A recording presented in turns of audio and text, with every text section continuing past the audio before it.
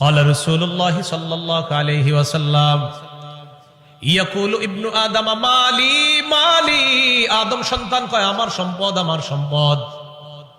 ওয়া হাল্লাকা ইয়া ইবনা আদম মিন মালিকা ইল্লা মা আকালতা ফাআফনাইতা, ও আদম সন্তান তোমার তিনটা সম্পদ।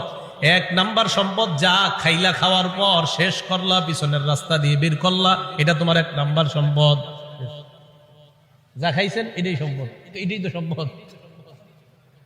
দুই নাম্বার আউলা বিস্তাফা আবলাইতা, কাপড় পরতে পরতে পুরাতন হয়ে গেছে অথবা খাটো হয়ে গেছে, ছিঁড়ে গেছে, এখন আর পরো না, এই কাপড়ই তোমার সম্পদ।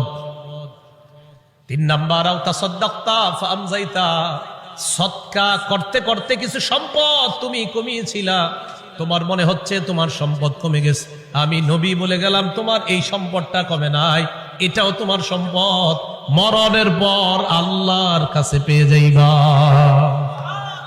সম্পদ কয়টা? আমরা কই অনেকগুলা, নবীজি কয় কয়টা? যা খাইছো, যা পরিধান করছো, যা জান সৎকার করছো।